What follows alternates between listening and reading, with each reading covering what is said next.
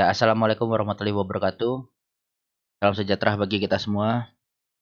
Baik, terima kasih buat Bapak Ibu semua yang sudah hadir di sharing bersama Sobat SD episode ketiga ya. Mungkin ada beberapa dulu yang mau saya sampaikan, baru nanti apa namanya saya bahas gitu ya. Baik, untuk awal-awal mungkin saya mau ngebahas ini dulu nih, yang masalah formulir kemarin ya, surveinya. Jadi rata-rata udah pada bilang bagus. Tapi saya nggak tahu beneran bagus atau enggak. Ya pasti ada kekurangannya dan ada yang bilang ini mungkin karena saya rekam ya, jadi saya sampaikan aja. Ada yang menyampaikan kemalaman Pak kalau untuk Wita, ya itu saya mohon maaf karena saya juga masih kerja gitu kan sampai malam. Jadi sebisanya saya pulang kantor ya saya buat video gitu baru baru terekam. Nah, terus untuk ini yang topik ya, mungkin memang kita kelihatan terlalu banyak dan mungkin ada dari beberapa yang Bapak Ibu minta terus saya pas lihat, saya request dan kok kayaknya menarik ya makanya saya masukin gitu. Ya ada yang cuan, ada yang enggak. Tapi kan ya karena memang pasarnya yang agak jelek, memang harusnya dia masih bisa naik, tapi bantingannya yang kadang kita nggak tahu kan seperti itu. Ya tapi overall masih cukup oke ya. Kalau harusnya sih kita bisa finish 60% ke atas untuk trading plan-nya untuk bulan September ya. Dengan trading plan sebanyak itu harusnya masih terhitung lumayan lah. Tapi mudah-mudahan nanti di Oktober eh, kita bisa lebih bagus lagi. Ya, yang penting disiplin dulu ya sama trading plan. Kalau mau ngikut trading plan saya ya monggo, tapi kalau punya sendiri nggak masalah gitu. Jadi kalau Bapak Ibu ngelihat ada saham yang menarik ya patuhi sendiri trading plan yang Bapak Ibu buat itu. Dan pastinya cari dulu titik cut loss ya sebelum mencari target target TP. Pastikan Bapak Ibu tuh udah tahu cut loss-nya mau di mana dulu. Itu yang terpenting. Karena kalau belum tahu titik cut loss itu loss doll ya agak gawat. Apalagi pasarnya jelek ya. Terus apalagi ya tadi? Oh ini terkait pembelajaran ya technical dan segala macamnya. Mungkin saya udah pernah bahas juga ya, cuma memang belum ada materi khusus sih yang kayak ini kalau technical seperti ini segala macam. Nah itu sebenarnya bisa diasah sendiri dengan kebiasaan Bapak Ibu ya, mencoba-coba mengkulik-kulik lah, mencoret-coret candle-candle itu, coba coret-coret sendiri. Nah kadang kan udah pada bisa lihat tuh, oh ada pattern cup and handle atau head and shoulder atau segala macamnya itu. Ya harapannya eh bisa dipelajari dulu dari punya Bapak Ibu. Biasakan. Nah, nanti kayak biasa aja. Misalnya ada yang Bapak Ibu udah analisa, share aja ke mana ke Telegram biasa kan. Begitu saya ada waktu pasti saya bahas. Saya komen lah gitu.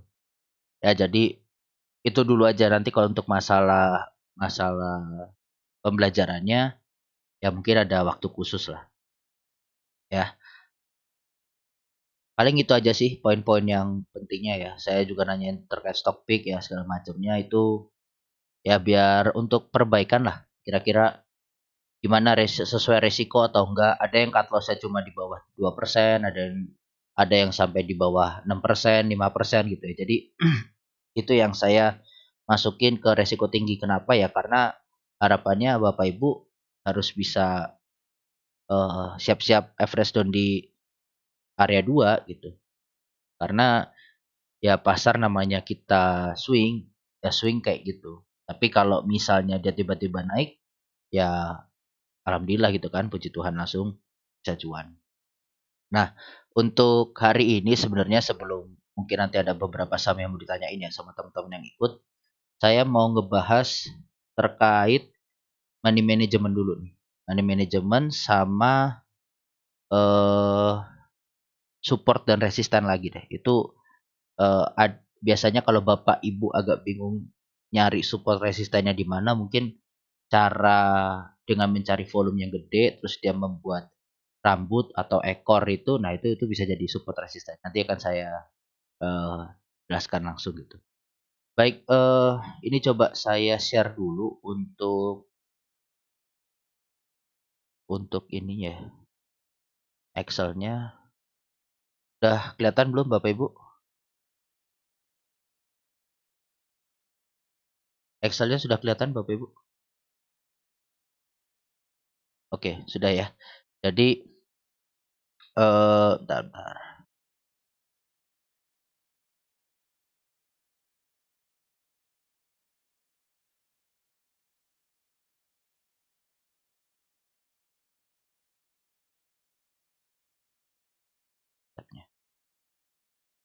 Jendela.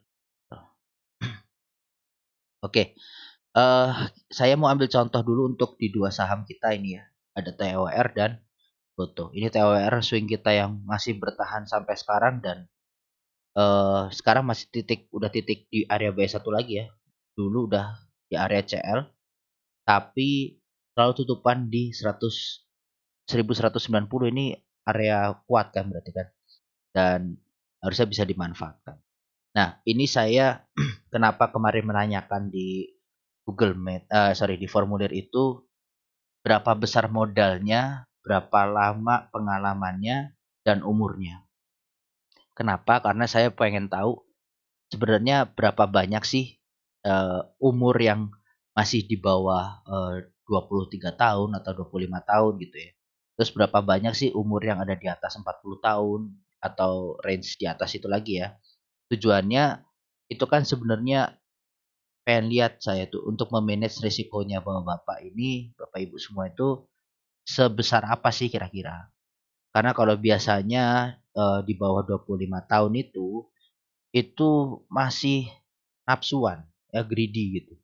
Oh, ngeliat harga tinggi disikat, dihajar semua tanpa ingat money management. Nah, sedangkan dengan eh, yang umurnya sudah mungkin ya agak naik ke atas ya, yang senior-senior 40-an ke atas lah ya, 40-an ke atas, itu biasanya lebih konservatif terkait saat price action. Karena apa? Ya mungkin sudah banyak yang diperhitungkan gitu kan. Aduh ini eh bisa naik nggak ya? Masukin sini dulu deh. Nah itu biasanya lebih bisa mengkontrol. Terus kenapa saya tanya terkait apa namanya masa trading? Nah jadi kalau dia biasanya masa tradingnya baru, terus di bawah 25, itu saya bisa berspekulasi apa ya bahasanya ya. Bisa mengira-ngira lah kira-kira nih. Pasti kalau ngelihat saham yang lagi hype itu adrenalinnya itu berguncang gitu. Bener nggak tuh? Ya, buat Bapak Ibu yang ngerasa nih, mungkin di bawah 25 tahunan lah ya atau 27 tahun ke bawah. Nah, jadi itu nggak salah. Itu nggak salah. Jadi selama Bapak Ibu bisa mengkontrol tadi ya, di mana titik cut loss-nya dulu. Karena saham-saham yang rally kencang itu pasti udah saham gorengan. Ya, itu pada pasti saham gorengan yang dimana memang kalau kita mau cuan lebar, ya bisa, bisa, bukannya nggak bisa, tetapi resikonya besar. Karena Bapak Ibu tahu sendiri ya, dengan contohnya yang kita sering mainin itu ya, yang Pak Brian sering bilang SMDM, terus Indo, segala macam, itu kan goyangannya MMS gitu ya. Goyangannya kan luar biasa. Nah, saat kematangan mental tradernya itu masih baru ya, terus tadi ya saya bukan baru masalahkan anak di bawah umur, bukan, tapi maksudnya mungkin ini psikologis gitu, dan ini ada studinya kan gitu ya, lebih memacu adrenalin itu lebih gampang, lebih bernafsu. Nah jadi harapannya itu bisa eh, mengkontrol itu dulu, emosinya itu dikontrol, adrenalinnya dikontrol. Biar apa? Ya biar nggak loss. Kalau memang udah dirasa, kadang tuh gini, setelah loss besar, ya coba ini renungin ya. Kalau emang iya, coba saut jawab iya ya. Jadi saat kita loss besar, cut loss, akhirnya nyesel. Terus besok kalau ada rekom dari Pak Andre atau eh atau ini ya apa bahasanya eh berhasil nyopet cukuplah 2-3% itu diambil. Itu biasanya habis cut loss terus merenung tuh malamnya tuh. Ah besok pokoknya kalau ada eh, stock pick dari Pak Andre atau saya berhasil nyopet-nyopet, pokoknya 2-3% ambil lah. Pas besoknya lihat tuh, udah dapet tuh, udah sempat cuan 3%. Terus ngelihat di grup-grup lain mungkin ya kan Bapak Ibu juga ikut grup banyak ya. Dan itu ya nggak masalah buat pembanding kan. Nah, terus wah ini dibahas nih. Misalnya apa SMDM gitu. Wah dibahas nih SMDM. Bla bla nungguin ya biar paling nggak cuma dapat 1% lagi, ternyata malah guyur, dapat minus 6%. Kena ARB segala macam. Terus nyesel lagi. Terus pokoknya gitu lagi lah. Nah, itu akan berulang terus. Bener nggak kira-kira tuh kayak gitu? Bener ya? Jadi kenapa saya kenapa saya bisa bilang kayak gitu? Ya karena saya pernah menjadi ibu semua. Ya. eh Ya walaupun tergolong saya mungkin masih masih underage juga ya. Saya baru di bawah 30 lah umur saya juga. Masih 27 dan itu yang saya coba eh, lawan gitu. Saya 2 tahun yang lalu persis seperti apa yang saya sampaikan sekarang. Jadi kenapa saya bisa tahu ya loss saya juga udah pernah besar gitu. Dan di saat waktu itu saya saat umur 25 ya, itu saya modal udah cukup besar. Ya bisa sudah sampai ini bukannya gimana ya, tapi maksudnya ini bahan evaluasi saya juga. Saya mau cerita. Itu modal saya udah sampai 100 juta. Ya, saya udah sampai 100 juta di umur 25 tahun saya sempat kehilangan duit itu 35 juta. Ya, itu terrealisasi saya cut loss di saham WiFi. Nah, di saham WiFi itu akibat saya nggak mau cut loss itu. Ya, tergerus modal saya. Tapi habis itu saya coba dari sisanya itu saya masukin ya. Yang saya main itu saya puter 10 juta sampai 15 juta maksimal. Ya, begitu saya dapat treatmentnya segala macam. Nah, itu porto saya dikit-dikit growth ya dari 65 juta itu bisa naik sampai ke 68 juta ya dikit-dikit. Karena apa ya saya pakai kan cuma 15 juta itu maksimal. Dan itu nahannya susah banget. Pengen nambah modal itu nahannya susah banget karena kan masih ada di cashnya itu 50-an ya. Nah, itu susah sekali untuk nahan itu. Tapi ya puji Tuhannya paling enggak itu bisa saya kontrol kapan tahu harus entry ajar besar lagi, kapan harus cut loss lagi. Ya ada masanya gitu. Nah, begitu sudah eh, rasa percaya diri lebih meningkat dan segala macam, kerasa lebih psikologisnya lebih terjaga, ya berani nambahin modal modal lagi. Gitu. Nah, itu coba dievaluasi dulu. Itu yang tahu itu kan teman-teman. Ya saya cuma bisa ngomong A B C D E. Tapi yang ngelakuin ya teman-teman. Saya ngomong kayak gini kenapa? Eh seperti sharing yang pertama saya sampaikan. Modal itu senjata utama kita. Ya, bukan psikologis, bukan stock pick, bukan segala macamnya, tapi modal itu udah senjata awal kita. Ya sekarang bayangkan modal yang tadinya Bapak Ibu bisa bawa pakai satu dump truck warna hijau besar itu ya. Terus lama-lama Bapak Ibu cuma bawa pickup Grand Max itu.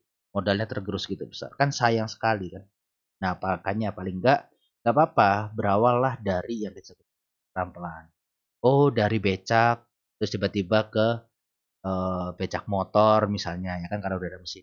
Naik lagi, oh jadi ke motor bebek. Dari motor bebek, oh ke motor laki-laki gitu kan, motor yang kopling. Terus naik lagi ke apa, naik lagi ke apa, akhirnya jadi pick up. Nah, pelan-pelan, nggak apa-apa ya belajar, tapi disiplin. Jadi mau cut loss ya cut loss. Kalau emang nggak mau cut loss, ya kalau memang nggak mau cut loss, harus punya dana cadangan. Oke, harus punya dana cadangan.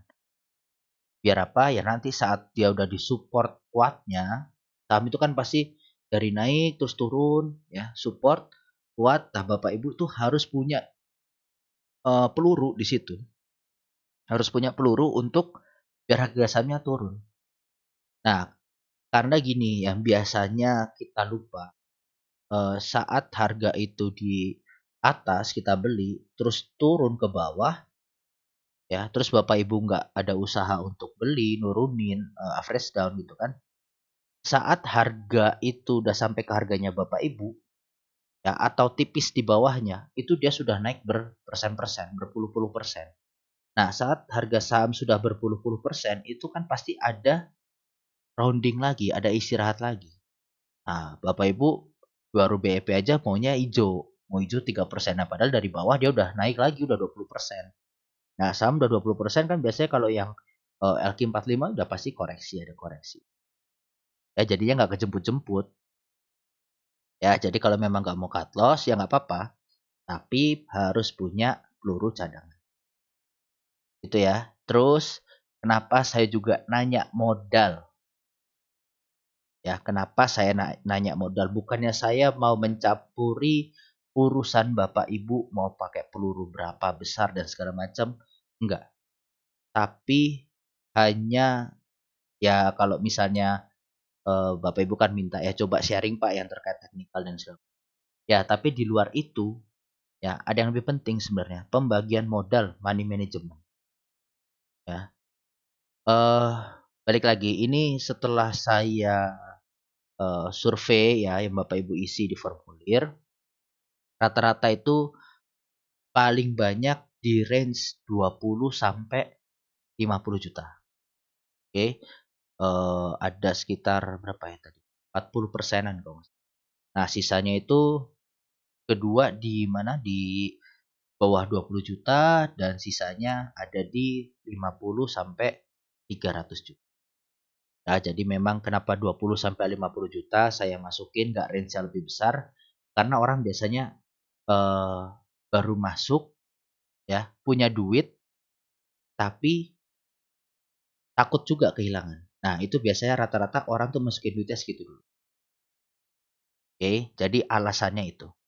Ya, kenapa saya menanyakan itu karena eh, risiko itu sebenarnya harus kita sadari dulu. Ya, Bapak Ibu masing-masing, oh saya nggak bisa nih dari modal 20 juta, saya kehilangan 1 juta, saya nggak bisa. Berarti kalau kehilangan 1 juta tuh kira-kira kehilangan berapa? 5% ya. 5% saya nggak bisa. Udah harus cut loss. Ya udah itu lakukan gitu. Ya jangan kelihat wah udah minus 1 juta nggak rela kan. Aduh masa saya kehilangan 1 juta nih. Nunggulah. Nunggu hilang 4 juta, hilang 3 juta. Tuh makin besar resiko. Ya jadi yang modalnya di bawah 20 juta ini kan saya juga nggak tahu ya karena memang di situ saya sengaja nggak nanya email, nggak nanya nama, saya nggak perlu tahu itu. Saya cuma hanya tahu mau tahu yang di Telegram saya itu seperti apa sih kira-kira eh, peluru dan psikologisnya gitu. Dan ternyata ya memang rata-rata masih pada baru dan mau belajar. Ya jadi nggak apa-apa, nggak apa-apa mau belajar dengan cara Bapak Ibu mau scalping, mau ikut swing, nggak masalah. Tapi kalau modalnya di bawah 20 juta, ya eh saya sarankan untuk scalping misalnya ya karena baru, udahlah uang belajar berapa? 1 juta. Ya udah pakai 1 juta itu untuk scalping. Mau cuan berapa persen, mau rugi berapa persen, anggap uang hilang. Ya untuk belajar. Biar apa? Biar tahu, oh greedy-nya saya ini ternyata 3% kurang, ya. Terus ternyata begitu ARB, nafsu pengen beli nggak cut loss. Ya, itu yang mengakibatkan modal hilang. Ternyata ARB padahal Bapak Ibu ya saya selalu sampaikan, kalau ARB di hari pertama nggak bangun, jangan pernah langsung beli. Karena apa? Ya itu orang tekanan jualnya masih pada takut besok langsung jual lagi. Ya ARB lagi, kecuali kayak Sliss kemarin. ARB dia tiba-tiba uget-uget bangun, nah itu baru hajar. Ya, baru hajar. Nah, tapi kadang yang tadi saya bilang, ya ternyata kan Sliss bangun bisa sampai 20%, ini salah satu contoh aja ya, 20%. Padahal tadi udah berjanji nih sama diri sendiri. Ah pokoknya cuma 3%, ambillah. Nah, pertama saya mengapresiasi kalau Bapak Ibu bisa menerapkan itu. Ya, nggak perlu eh, cuan besar, yang penting konsisten. Itu yang harus ditanamin kalau Bapak Ibu mau 3%, 3%, 3%, lama-lama banyak kok. Karena kan saham itu banyak.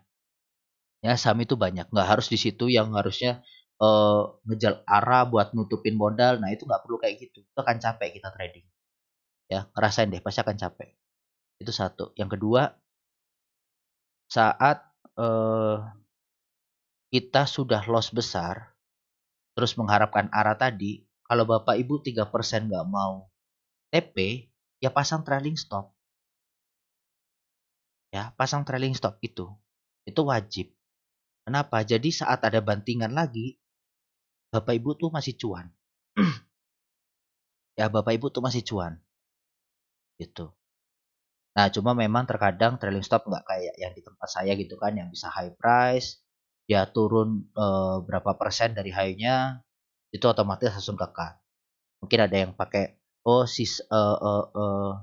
apa ya, di setting harga berapa, terus turun berapa tik, baru kena kan. Kalau turun misalnya setting di 300, Bapak Ibu trailing stopnya di harga 296 misalnya gitu. Nah itu kan baru ke trigger tuh. Oh harga udah nyampe 300, kalau turun dia sampai 296, ya lepas. Nah, eh, tapi kalau dia ternyata 300 up lagi, nah ini kan Bapak Ibu yang harus naikin TS-nya, harus setting lagi. 296, oh naik ke 300. Nanti dia naik lagi, oh harus naik lagi. Nah itu mau nggak mau, fokus di situ aja. Makanya jangan terlalu banyak saham, akan bingung.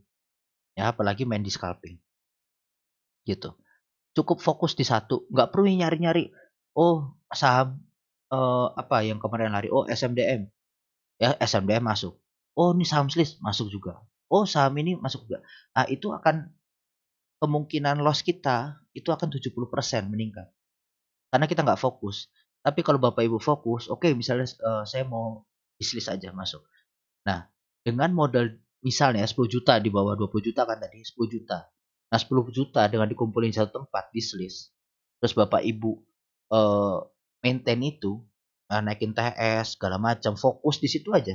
Itu kan growth-nya akan lebih terasa dibanding 10 juta dipecah lagi ke sini, dipecah lagi ke sini, ya pecah ke indeks, pecah lagi ke eh, misalnya apa ya, karya misalnya gitu ya, ya suka ARB ARB.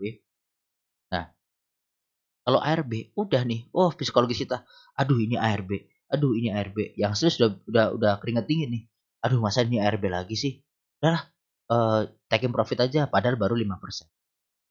Ya, padahal kan kalau misalnya Bapak Ibu fokus di Sliss, ya itu bisa, oh naikin TS, TS oh maksimal sudah nyentuh 310, 310 berarti 3 tik misalnya berapa? 304 atau 306. Terus di situ cut loss. Nah, ternyata dia baru 308 turun, naik lagi. Nah, itu naikin terus TS-nya. Oh, nggak mau kalau di tempat Bapak Ibu seperti itu. Ya.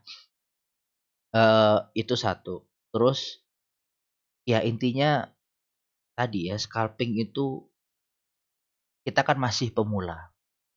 Kita pemula belum yang ngeliatin trader-trader pro yang banyak layar, banyak segala macem. Terus mereka trading sana sini. Nah, itu jangan pernah disamakan. Ya, kita yang pusing. Mending oke ngelihat screening set ya, apa-apa yang lagi top frekuensi, top volume. Nah, itu dulu yang dilihat. Oh, ini rame nih, saham ini lagi digoreng. Nah, udah coba entry. Pak, Teman-teman kan udah tahu tuh, oh pasang sendal. Ya pasang dulu sendal. Sendalnya mau sendal swallow, mau sendal berapa ya, besaran-besarannya. Atur sendiri. Nah, habis itu apa langkah selanjutnya? Tentukan TL-nya dulu, cut loss. Cut loss mau di berapa? Itu harus di setting. Jangan sampai enggak, ya. Terus begitu cut loss sudah ditentukan, oke, entry. Dia mulai naik. Nah, udah mulai 3%, pasanglah trailing stop, ya. Jadi kalau misalnya dia udah nggak kuat segala macam, ya taking profit dulu. Toh nanti kalau misalnya dia udah nyentuh 3%, Bapak Ibu taking profit, dia ternyata turun, terus naik lagi, kan bisa entry harga bawah lagi. Ya, jadi mungkin itu teknik-tekniknya sedikit lah. Ya, teknik-tekniknya sedikit untuk masalah pembelajarannya dan lain-lain nanti eh saya siapin lebih matang lah kalau ada waktu ya. Saya juga lagi banyak project. Ya, jadi seperti itu kira-kira untuk scalping. Nanti untuk sesi tanya jawabnya mungkin di belakang aja ya. Saya mau jelasin dulu untuk swing kita. Oke, kita yang pertama dulu nih, TWR. TWR ini kita ada area buy 1, 2 segala macamnya ini. Ya, dan saya selalu menyertakan alasannya kenapa ini menarik untuk di tradingkan gitu. Ya, ada bandarnya atau ada di area bawah segala macam.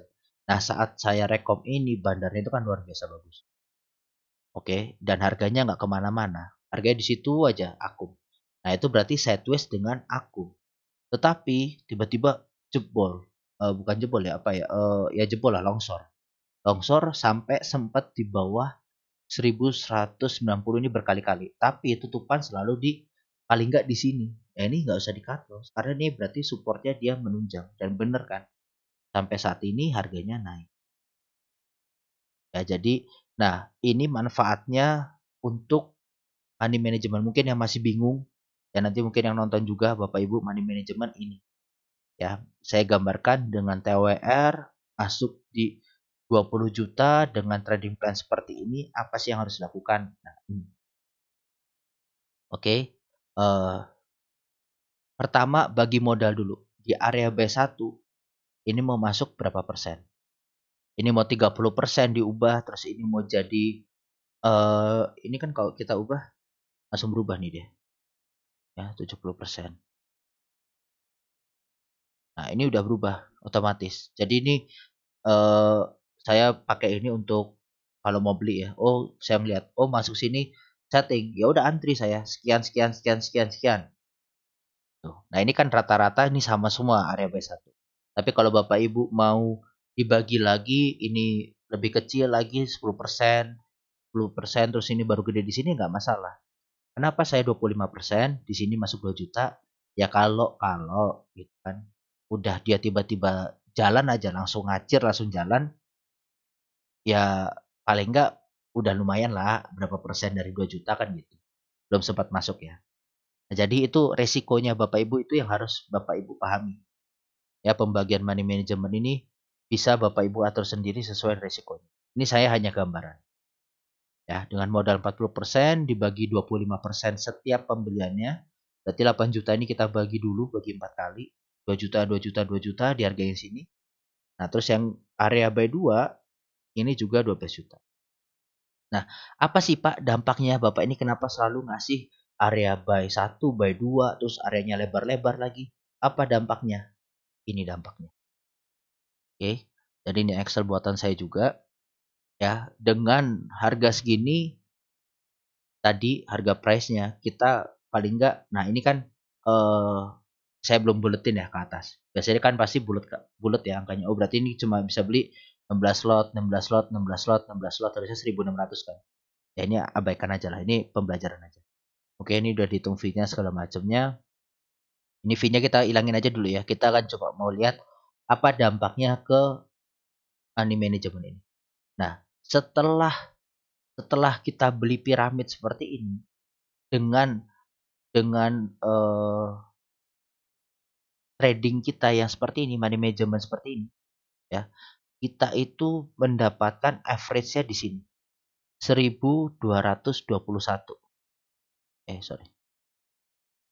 Ya. 1221,9. Ini average kita. Nah, sekarang harganya 1235. Ini saya pakai harga terakhir. Ya, berarti kita sudah bisa jadi profit 1% saat saya rekom di harga yang 1245 ini. Gitu. Ya. Jadi udah di area buy aja kita udah bisa profit jadinya. Nah, kalau misal terus habis itu dia sampai ke area TP1 1270, tinggal kita ganti. Jadilah kelihatan langsung, oh kita jadi bisa cuan hampir 4%. Itu manfaatnya. Ya, itu manfaatnya. Jadi eh, ini mungkin sulit diterapkan, sulit banget. Jangan dikira gampang. Eh, apa namanya money management seperti ini. Apa yang membuat sulit? Yang membuat sulit adalah kita belum masukin semua peluru, ya baru sampai sini 1230, sahamnya terbang. Nah itu biasanya tuh, aduh, kok baru masuk 8 juta ya? Coba tadi masukin 12 juta segala macam, pasti cuannya segini. Nah itu yang nggak boleh disesali. Balik lagi, ya itu yang nggak boleh disesali. Jadi kenapa tadi saya juga pembagiannya alasannya saya bagi 2 juta, 2 juta, 2 juta ya untuk antisipasi yang hal-hal seperti itu. Tiba-tiba sahamnya naik, ya kan nggak sempat kita beli area 2, ya paling nggak at least ada cuan. Ya, jadi ini bukan pemaksaan untuk diterapkan. Cuma saya hanya sharing, ya sharing ini manfaatnya. Saat Bapak Ibu beli ini, oke, harganya di 1235, terus sudah profit hijau, psikologi saya kira-kira akan membaik atau enggak? Harusnya akan membaik ya. Wah, akhirnya TOR saya hijau juga. Ya, setelah bahkan sempat turun. Bahkan kalau Bapak Ibu sempat beli, saya sempat beli ya di 1175, 85 itu saya piramid sampai maksimal di 95. Ya, saya waktu itu kemarin juga udah pindahin, jadi udah saya TP duluan di 1210-an. Ya karena saya TP saya butuh buat yang saham yang lain. Ya udah lumayan gitu. Tapi ini at least masih on plan. Ya, masih on plan. Ya, jadi itu manfaatnya. Satu, ya yang ini udah terlihat yang sekarang mulai hijau. Lalu contoh kedua ada Goto. Oke, ini Goto ternyata ini plannya saya kayaknya itu ingatnya ada area buy 2 ya, ternyata nggak saya masukin. Ya area buy 2 ini 254 sampai 248. Ya saya tadi cek plannya loh. Kok Gotonya cuma B1 doang, B2-nya nggak ada. Ya ini tapi harusnya ini kan jadi gini, kalau misalnya nanti ke depan ya, ini jadi pembelajaran juga. Mungkin saya bisa diingatkan juga. Kalau ada area CL-nya di area segini 246, terus area saya misalnya masih agak jauh B1-nya. Nah, itu silakan diingetin. Mungkin ini kelewatan aja nih. Ya, saya kelupaan. Nah, ini kan 254 sampai 248 bisa beli lah. Nah, ini kita langsung saja ke ini ya, ke plan-nya. Nah, ini average kita jadinya 255,46. Ya, sekarang harganya 246, turun lagi kan? Padahal kita udah sempat beli di 248. Dan Goto ini di batas CL ya. Terakhir ini di batas CL, mudah-mudahan besok gak jebol. Ya kalaupun jebol harus bisa naik di atas ini lagi. Baru oke. Nah, kita yang tadinya beli 2266, 266, kalau kita nggak ngelakuin apa-apa, itu kita udah minus berapa persen. Tapi dengan kita average down, itu sudah bisa paling nggak minus 3,7%. Ngecil. Nah, atau sebaliknya. Ini ntar saya ganti kelihatan. Oh enggak. Ini saya hentikan dulu. Kita ke chartnya. Kita ke chartnya. Sorry.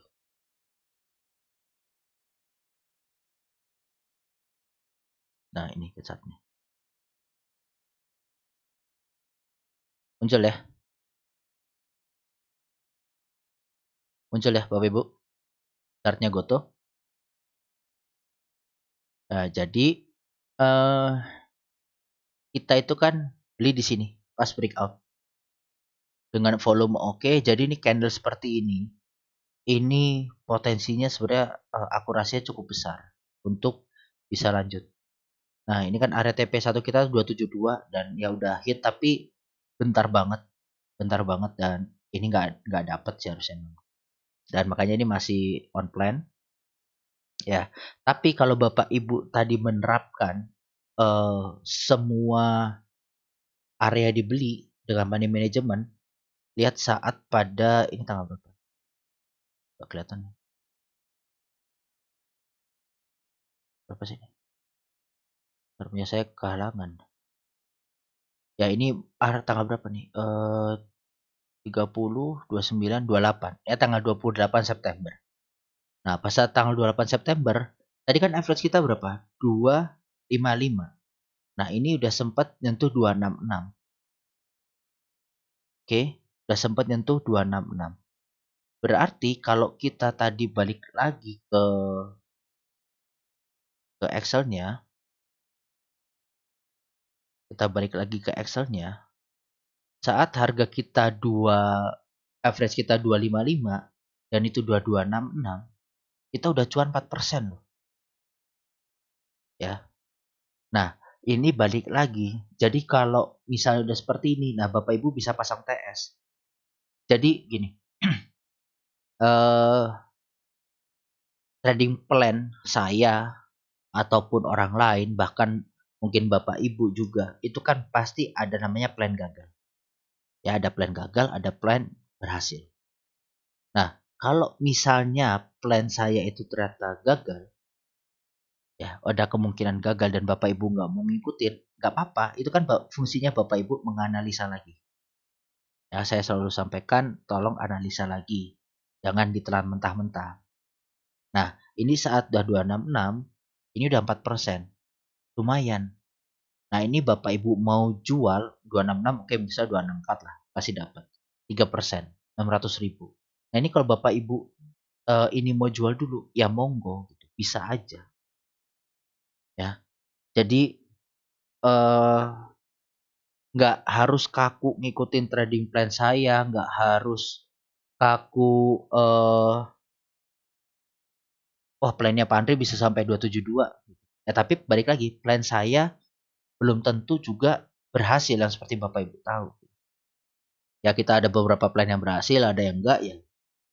Dan setelah saya lihat-lihat juga ternyata banyak juga grup-grup lain yang merahnya lebih banyak ya ternyata. Karena ini memang pasarnya nggak menentu. Ya dan jadi apa ya bahasanya? Paling nggak dimainin feelingnya sendiri. Ya. Atau misalnya kan gini. Ini kan kalau kita melihat saya balikin dulu ke mana chartnya, chart Goto ya. Nah, jadi kalau misalnya seperti ini, nah Bapak Ibu mau mau TP atau enggak dan segala macamnya, ini Bapak Ibu bisa lihat aja. Oh ini udah kelihatan nggak kuat resisten segala macam. Terus atau Bapak Ibu update plan sendiri nggak masalah. Atau misalnya mau nanya dulu, Pak Andre ini gimana Pak kelihatan kuat atau enggak? Ya kemarin ini volumenya sebenarnya memang agak kurang. Cuma ini akumnya juga lumayan di sini. Nah, ternyata ketarik. Nah, cuma ini terakhir Goto udah ada bandar MG masuk ya. Bandar MG dan ini akumulasinya dari YU juga oke. Jadi sebenarnya untuk Goto sendiri memang harus siap digonjang-ganjing aja. Ya. Kemungkinan balik lagi bisa balik nih ke 234 nyentuh dulu. Ya, bisa balik dulu ke 234 lagi. Mungkin. Nah, ini kalau ke area sini terus ada tarikan seperti ini, bisa entry lagi. Kenapa? Potensi double bottom bawah. Ya. Jadi saham itu kan kayak bahasanya kayak air lah. Kalau air itu mengalir ke tempat yang lebih rendah, ada celah dia masuk. Nah, kalau saham itu ya juga kurang lebih seperti sifatnya air, Ya dia nyari celah dulu lah, nyari pattern dulu, baru dia bisa naik. Gitu ya. Entah itu pattern, entah itu bentukan pola candle. Oke, jadi saham tuh mungkin ya seperti itu. Yang kita kira bakal rebound langsung kencang, ternyata ya dia mau retest dulu, mungkin bikin double bottom. Nah, tapi kalau udah jebol di sini, nah jadi dead cat bounce. Nah, ini udah kita wajib cut loss. Ya batas terakhir kalau misalnya mau konservatif ya 23. Tapi kalau memang udah mau nggak kuat ya cut loss di bawah 20 246 aja. Tuh goto. Tapi ini ke depan memang ini ya teknologi nggak tahu kenapa lagi jadi laggard banget ya, jadi penghalang ISG untuk naik. Dan kita sama-sama tahu market cap-nya teknologi ini nggak kecil gitu, nggak kecil. Jadi dengan mereka ketahan, ISG kita tuh juga sebenarnya naiknya ngerem. Contohnya MTech, ya contohnya MTech. Nah, MTech ini kalau besok membal di area sini, ini bayangkan ini Goto. Oke, bayangkan ini Goto, tapi ini versi big views-nya lebih gede lagi roundingannya dengan target yang sama. Nah, kalau misalnya besok dia nggak jebol di 1500, ini dia potensi double bottom. Ini terlihat sekali ya, jelas banget. Kode seperti ini. Dia juga datang dari atas, ya, dari atas, terus roundingannya dalam. Ya mudah-mudahan memang benar mau langsung dikerek ke 3000 lagi paling. Tapi kapan? Ya butuh waktu. Butuh waktu. Namanya juga nih, ya dia naik ke sini aja dia ada turun, ada naik gitu kan. Ya mungkin nanti juga seperti itu kurang lebih. Ini ada resist, ya mungkin rounding lagi, bikin cup handle kecil dulu untuk target selanjutnya gitu. Ya karena kan uh, misalnya kayak MTech, MTech mau naik ke sini, ini kan pasti ada patternnya dulu. Ya ada patternnya dulu. Kayak kemarin mau naik ke sini, ini mungkin patternnya tapi nggak full ya. Nah nggak nyampe, patternnya harusnya di merah. Tapi ada jalurnya. Oh ini ada jalurnya. Tinggal ternyata di sini ingat ada jalur, ada target, itu ada resist. Nah resist itu penghambatnya. Tapi kalau resist itu jebol, ya ini berarti areanya bisa ke sini. Jadi target ini ada beberapa ya. Ada yang langsung arahnya ke resisten 1, ada yang arahnya ke resisten 2. Nah, kalau ini kan resisten ke berapa nih? Nah, dia perlu ngelewatin 2400, perlu ngelewatin 2700, ya, perlu ngelewatin sini 1800, 2000-an. Nah, jadi banyak penghalangnya. Tapi secara views ini bisa ke sini. Tinggal kapan waktunya, time frame-nya dihitung. Kalau misal kalau mau secara ininya sebenarnya ya, secara normalnya hitung aja ini kita oke 61 bar 90 hari. Ya 90 hari. Berarti kalau roundingan lagi harga sini berarti kan paling nggak 90 hari lagi. Berarti 3 bulan ke depan. Nah, makanya bisa jadi ya bisa jadi eh Piala Dunia yang kita tahu gitu, ternyata dipakainya bukan untuk naik ke 3000 tapi cuma buat naik ke sampai ke 2200-an. Ya itu bisa juga. Ya tinggal perjalanannya kan nggak tahu tiba-tiba dia terbang kan nggak ada yang tahu. Ya kadang kan juga kalau yang saham-saham yang market cap-nya kecil yang masih ratusan-ratusan, saya gambar ada pena segala macam breakout into target, tiba-tiba sehari nyampe karena langsung arah atau ada rambut tinggi gitu. Itu kan beda. Nah kalau MTech ini kan beda, dia market cap-nya besar. Begitu juga dengan Goto apalagi. Ya jadi eh, ada resikonya bermain di market cap besar juga ada resikonya. Tetapi mudah-mudahan ini kan juga walaupun yang punya terkenal pelit gitu kan, tapi paling enggak ini kalau ada kepentingan ngeri. Tuh, ya, perusahaan-perusahaan seperti ini kalau ada kepentingan ngeri. Ini asing bisa loh nonstop nih akumulasi di sini. Dari tanggal November ya sampai Mei ini gitu. Ya, ini ngeri. Bisa nggak berhenti akumulasinya. Nah, ini distribusinya aja sebenarnya sekali. Ini kan karena ada yang jualan ya PT apa gitu. Dia ngelepas dia 5%-nya holder terus dia ngelepas. Nah, ini akhirnya kebanting kayak gini. Nah, cuma di sini di bawah diakumulasi lagi udah. Nah, ini kita lihat ya foreign flow underlay-nya. Masih di atas. Nih, saat harga 3.000 dia di sini. Saat harganya turun di bawah, drastis kayak gini, asingnya masih di atas. Gak ada yang keluar. Nah, balik lagi. Pak, tapi kapan naiknya? Itulah kelemahannya kalau kita ngikutin bandar asing. Ya, bandar asing itu biasanya dia main lama itu ya kuat. Ya, kalau bandar lokal kan agak jarang. Bandar lokal mungkin kelihatan akum sebulan tiba-tiba udah harga naik terus sudah dibanting lagi. Nah, cuma kalau ini bandar asing coba dari April sampai sekarang. Berapa? 6 bulan. Ya cuek aja dia. Malah masuk-masuk lagi. Ya sempat jualan. Kelihatan jualan tapi kan nggak sampai drastis turunnya. Kalau ini kan harganya naik, akumulasi ikut naik. Ini harganya turun, ya turunnya landai dia. Terus di sini naik, ada akum, juru naik. Nah ini masih aman sebenarnya. Sampai saat ini dibuat ya. Nggak tahu tiba-tiba besok ini dia bisa jebol sampai 1.200 sampai 1.000. Ya ini pasti asingnya jualan pas barang. Nah itu yang kita nggak tahu. Nah cuma sementara untuk viewsnya ini dari saya seperti itu. Ya, salah satu rekom kita ya, jadi mudah-mudahan sejalan ya. Dan tadi bertahap aja, bertahap, area TP-nya bertahap. Dan balik lagi, ini juga udah mau ke area CL. Jadi kalau misalnya nanti kira-kira udah dapat 3%-an, terus Bapak Ibu mau taking profit setengah atau sebagian, ya nggak apa-apa, monggo. Ya, ini kalau kita ke area TP aja udah 8%, jadi udah lumayan. Kalau bisa beli di bawah. Jadi gitu ya. Untuk view-nya money management ya, average down, terus ngeliatin pattern, asing segala macamnya itu kalau saya sih di combine.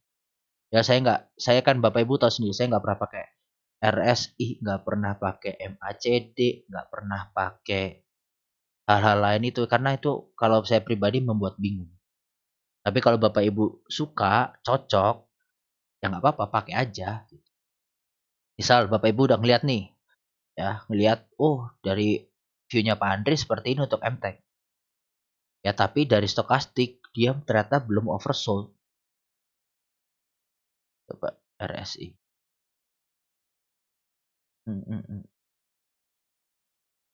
Nah ini udah oversold ya. Ya kan, udah area oversold, udah 0-0. Nah ini harusnya kalau Bapak Ibu lihat seperti ini, teorinya apa? Bisa naik kan, ada rebound. Nah, ini pas kondisinya di bawah. Tapi kalau misalnya besok jebol lagi, ini mau bakal kayak apa bentukannya? Ini udah oversold dan 0-0. Ya, dan ini nggak mungkin di bawahnya lagi. Akan apa? Ya akan memanjang dia, oversold manjang gini. Nah itu kan kalau menurut saya seperti itu tuh jadi bias ya.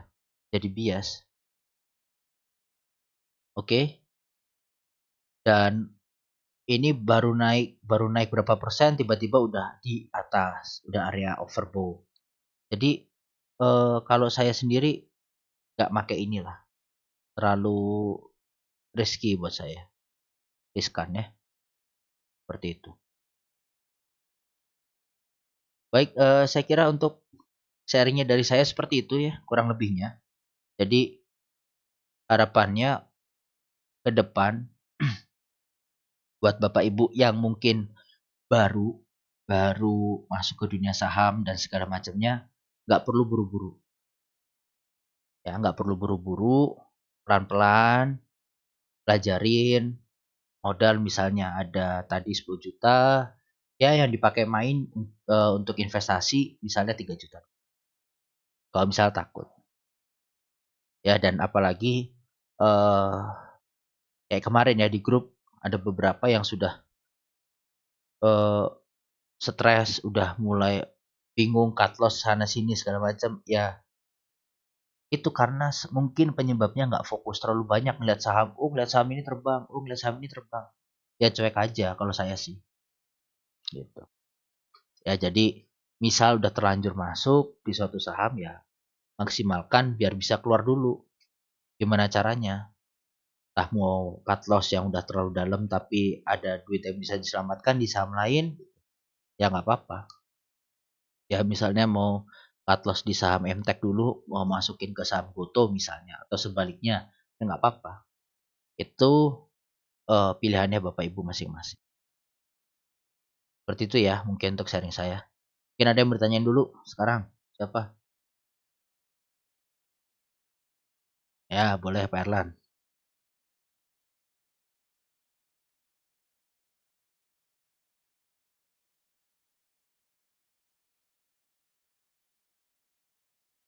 Mm-mm.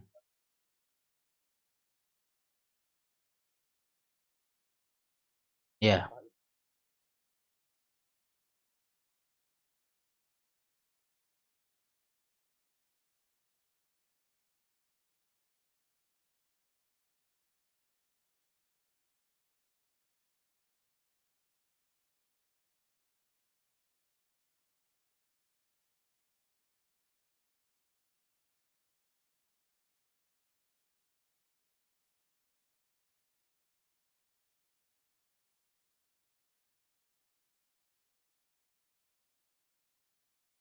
ya,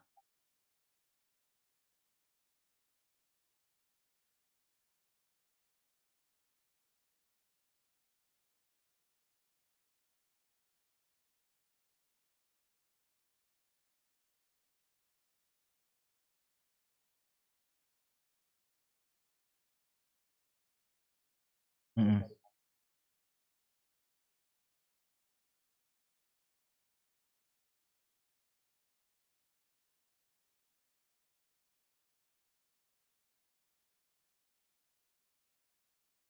Ya, Goto, Goto.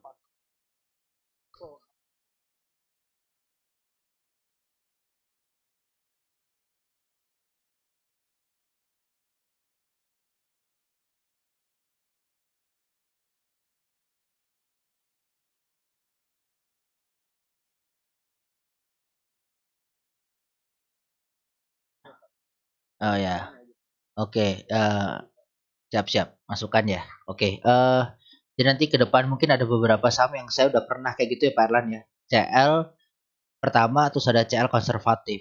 Nah, CL konservatif itu mungkin yang untuk roundingan lebih jauh atau lebih support kuat. Nah, kadang saya CL itu kelihatannya mepet ya. Perlu Bapak ingat sebenarnya trading plan saya itu ada yang CL-CL itu juga karena saya ngambil CL-nya, batas CL-nya itu minim ya, cuma 2 sampai 3%. Nah, orang lain trading plan itu bisa sampai ya tadi 6%, 7%. Nah, saya hanya memikirkan psikologisnya teman-teman nih semua. Karena pasar lagi seperti ini, loss-nya makin besar, batas CL-nya makin bawah, pasti akan lebih nggak tenang lagi. Nah, kenapa? Makanya saya agak buat agak mepet.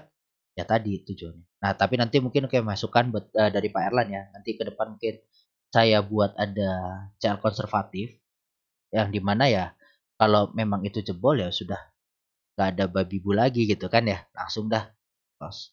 Karena apa ya itu pasti udah minusnya juga udah besar sekali gitu.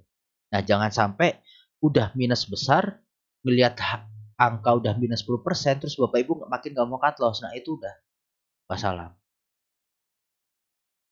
ya, makin makin bonyok lagi modal kita itu ya. Untuk Parlan seperti itu pak ya. Hah? Oh CL pas kelas eh sebenarnya sih itu berlaku untuk semua saham ya pak, untuk semua saham karena gini. Kalau Bapak Ibu pernah lihat cuplikan atau ikut orang live trading, ya live trading yang bisa dibilang dia bandar di saham-saham gorengan, itu dia itu secara nggak langsung sebenarnya menentukan oh target saya di sini, saya ngelepas di sini ya. Nah itu tuh area resisten sebenarnya dia. Nah harapannya dia narik sampai ngerek ke situ area resisten, ada lagi yang lanjutin nge-HK, ya jadinya jebol. Nah begitu juga dengan area cut loss. Begitu dia sudah area tutupan cut loss, ada nih bandar A, B, C yang berusaha untuk narik harganya naik balik ke harga support. Biar apa? Biar orang-orang ini psikologisnya terjaga. Oh, berhasil naik di area support. Berarti masih oke, nggak perlu cut loss. Nah, gitu. Jadi eh, untuk semua saham sih Pak, kalau dari saya ya. Yang penting misalnya kayak Goto gitu ya, 246 close-nya. Nah, ini kan sempat turun ke bawah. Ya ternyata balik lagi ke 246. Yang mudah-mudahan besok bisa aja lanjut naik gitu. Atau bisa lanjut turun di bawah 246. Ya yang CL ya CL, kalau yang mau konservatif tadi gitu ya. Jadi untuk semuanya sih, semua saham Pak, nggak ada terkecuali. Karena secara nggak langsung Bandar itu sebenarnya targetnya adalah angka-angka psikologis itu.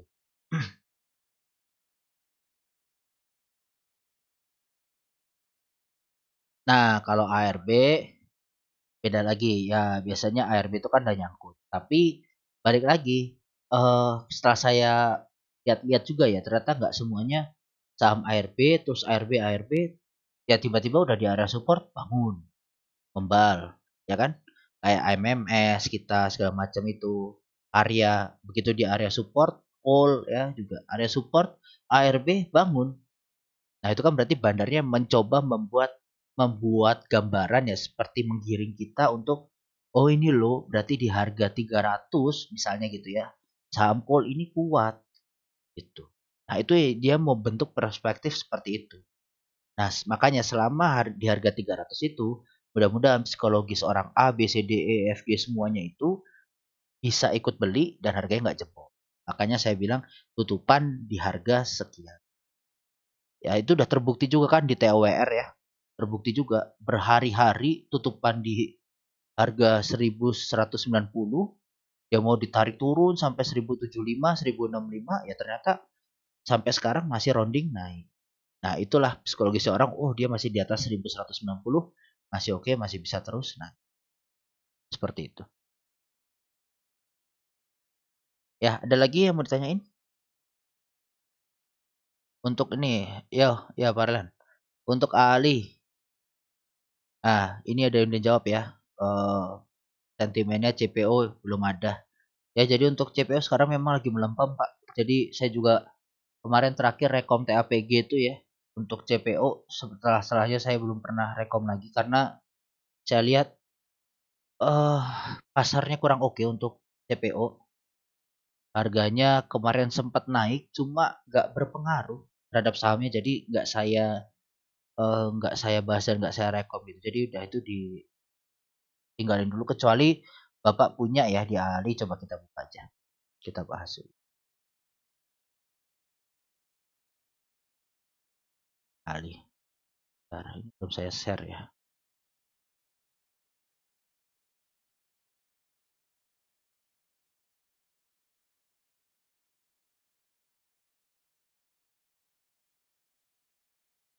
Tadi yang nanya Pak siapa? Pak Rido Ramatullah ya? Masih ada orangnya Pak Rido? Oh ya. Oke. Ya Pak, ini kita coba bahas sedikit ya. Nah, ini udah terlihat sekali Pak. Belum ada tanda-tanda menarik gitu dari saham CPO ini. Kalaupun ada rebound ya hijau-hijau tipis. Bukan berarti yang bisa langsung naik seperti ini lagi. Ya mungkin dia akan naik dulu ke resisten selanjutnya baru turun. Karena ini kalau dilihat guyurannya masih kencang bandarnya. Ya ini mengikuti distribusi asing ini mengikuti harganya untuk alin. Dan ini dia berhari-hari terus dijualin. Nah, jadi kalau targetnya sampai mana kita coba pakai Fibonacci aja dulu.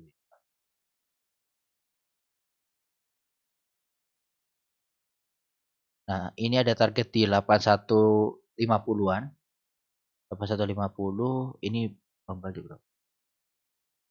Bentar ya. Batasin ini dulu.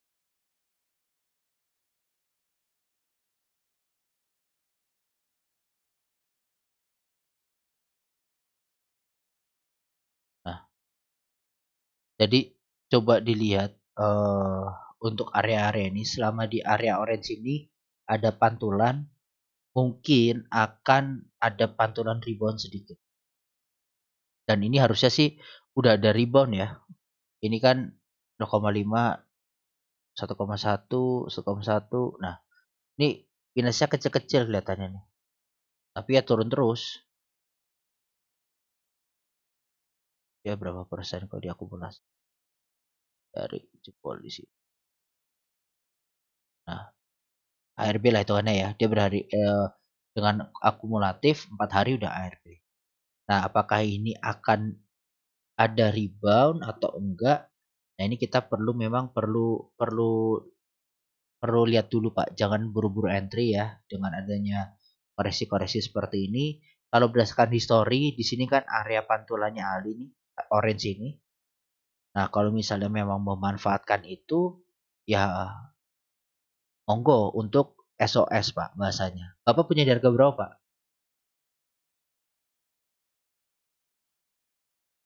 8.700. Berarti belinya baru-baru ini.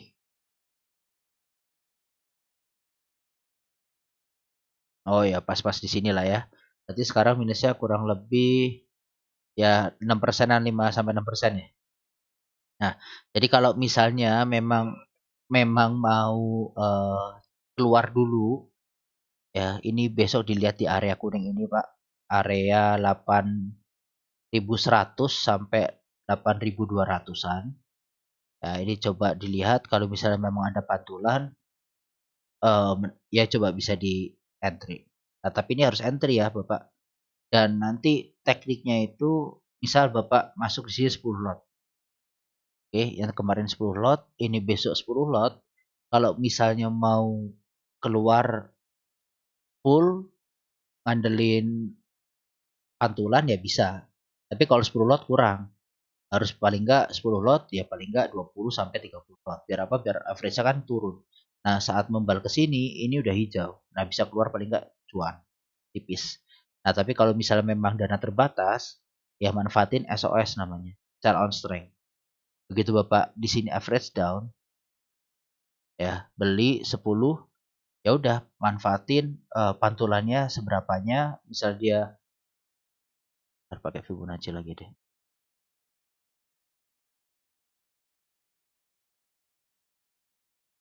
Nah, ini ya. Dia jebol terus di sini kan ada 8150 ya sampai 810. Kalau dia misalnya membal di sini Bapak beli naik sampai sini kan 3%. Sedangkan minusnya tadi 6 persenan. Nah, saat harga turun ya paling enggak kan dia di sini. Sama average-nya kayak Bapak. Nah, itu jadikan SOS. BEP aja nggak masalah daripada ketarik turun. Nah, nanti kalau misalnya mau balas dendam, nah cari titik entry lagi yang baru bagus. Yang jelas kalau untuk Ali ini dia di atas 8.000 sini nih, 8.700 lah baru oke ya. Ini dia breakdown. Tapi ini bisa juga sebenarnya fake out. Ya kalau orang bilang ini habis sideways panjang, dia jebol, habis itu fake out, dia masuk lagi. Nah ini berarti memang mau kembali naik. Cuma kalau dilihat dari newsnya segala macamnya, sekarang kayaknya larinya bukan ke CPO, jadi ini agak tertahan. Gitu. Itu mungkin ya Pak Pak Rahmat ya. Yuk, yuk, yuk. Nah, Bang Aladin bagaimana Pak pendapatnya? Apakah Aladin tuh Bang ya?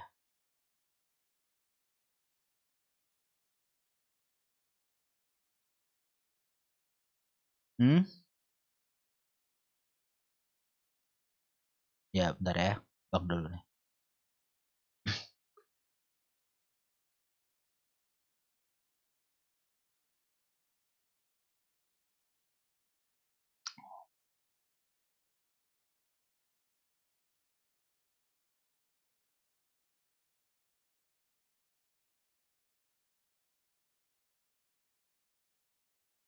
Ya, ini cukup menarik nih untuk si Bang ya.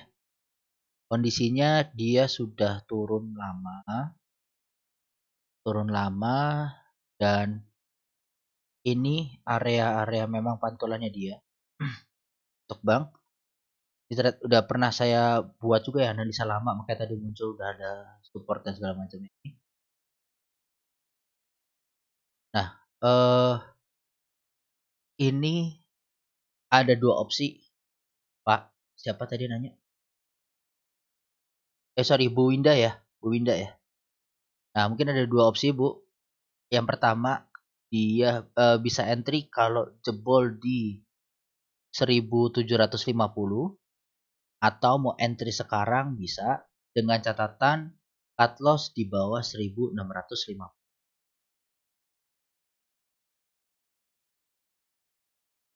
Ya, dengan catatan cut loss di bawah 1650. Nah, ini dia udah buat rounding.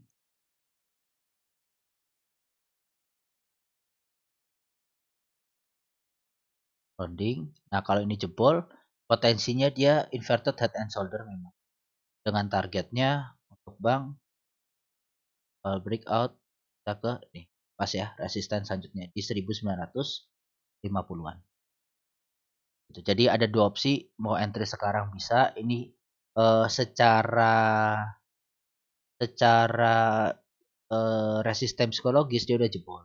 Tetapi dia secara tren dia belum jebol. Nah, ini yang harus dijebol dulu. Tren. Nah, itu baru tren minor ya, super minor sekali. Nah, ini belum tren yang di sini. Nah, jadi ini nanti Bang atau Aladin ini akan ketemu tantangan baru lagi di sini. Di 1800 sampai 1820. Nah, jadi bisa juga nanti besok breakout ya, tes sampai atas dia nggak kuat terus tarik turun. Itu bisa juga. Ya selama bank nggak jebol di 1650, berarti ya bisa belilah karena re-entry. Sorry, retest. Ya, begitu untuk Bu Winda ya, untuk bank. Ini kalau dari bandar oke sih. Bandar udah mulai masuk. Coba kita trace aja dulu dari 13 September. Nah, FS-nya masih terus masuk. Ya, ini cukup menarik. Oke ya, Bu Winda untuk bank.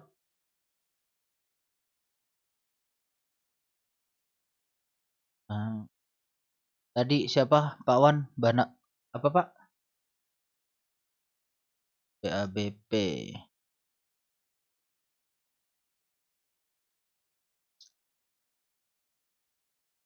BABP ya ini sebenarnya udah ini ya. Udah mantul di area support banget. Kalau mau entry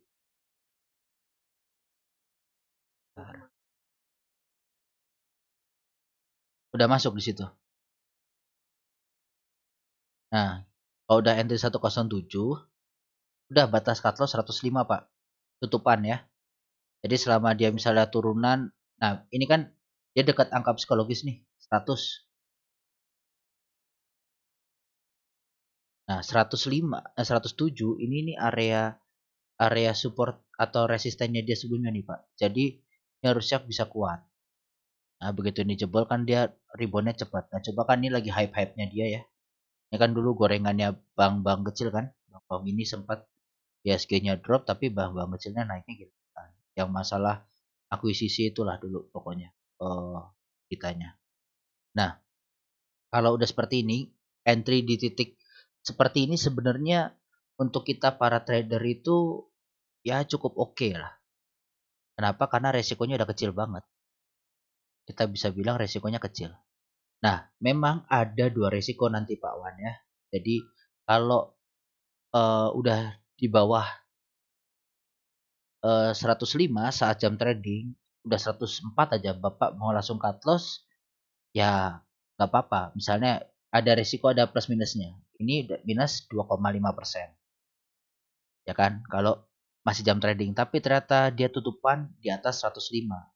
Nah, itu kan Pak jadinya eh, rugi ya, masih jadi nggak terrealisasi. Tapi kalau misalnya ternyata dia tutupan di bawah dibanting ARB di 100 ya kan Bapak ada masih untung. Nah, jadi bisa dipilih menurut Pak Wan nih mau yang mana?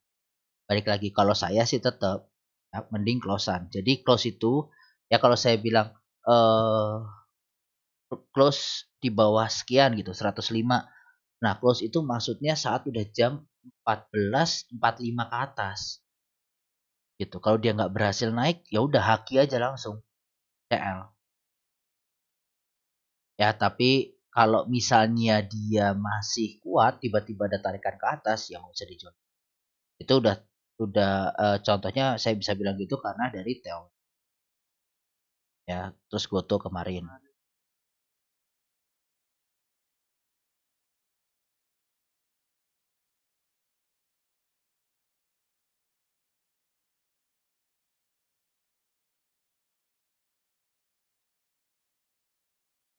Juli ini mana sih ini Juni? Ini ya awal. Ini 105 juga ini, Pak.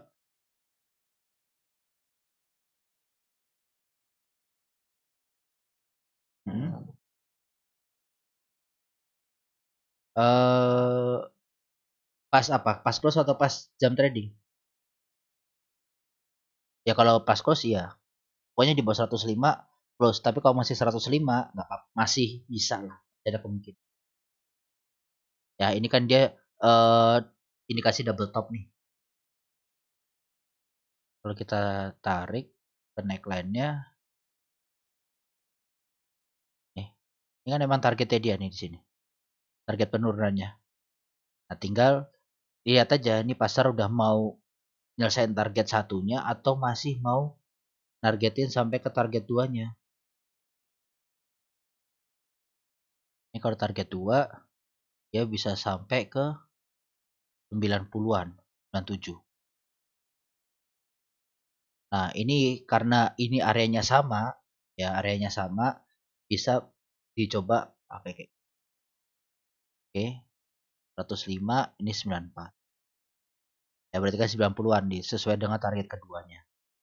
Gitu. Nah, kalau misalnya mau coba tes lagi, ditarik yang ke sini. Nah, ini sama kan, ada di 94 juga. Jadi potensinya dia kalau udah jebol 105, ini bakal ke 94, hampir 80%. Karena apa? Target dari sini dan sini ini sama persis. Gitu ya. Jadi kadang kalau saya itu ya Bapak Ibu tahu juga lah, saya cross checknya itu pakai Fibonacci 2 kali seperti itu. Ya, begitu Pak Wan ya. Jadi kalau udah close di bawah 105, closing lepas dulu untuk BABP. Bahaya.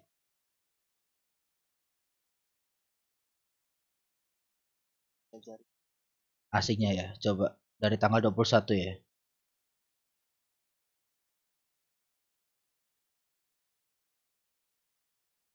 21. 21. Nah, ya YU ya. Ya ini cukup oke lah. Cuma YU gitu ya, kadang harus sabar sama bandar YU tuh. Dan dia kalau akumulasi lama, tapi kalau buyur cepet. Karena sih emang bandar YU nih. Tapi ngikutinnya dia juga kadang agak capek. Ya kayak UNVR gitu kan YU ya kalau nggak salah. Gak apa-apa Pak, ini ikutin aja dulu si YU-nya. Dia juga masih average atas 113. Ya kan, dengan hari ini. Pelan-pelan. Gitu. Tapi dia juga nggak ada menutup kemungkinan ya.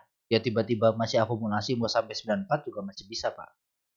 Jadi ada poin opsi kedua. Ini kan candle seperti ini biasanya pembalikan arah. Nah, eh kalau udah seperti ini, kalau dia bisa jebol di atas 111, eh, mungkin masih bisa lanjut naik. Cuma kalau dia udah nggak kuat di sini atau ketahan di sini ya mungkin dia dead cat bounce Pak, bisa turun lagi. Jadi ya seperti biasa amanin dulu aja cuannya. Yang 3%. Itu ya Pak Wan ya. Jadi di follow aja di 111 ini untuk BABP. Oke oke. PNLF.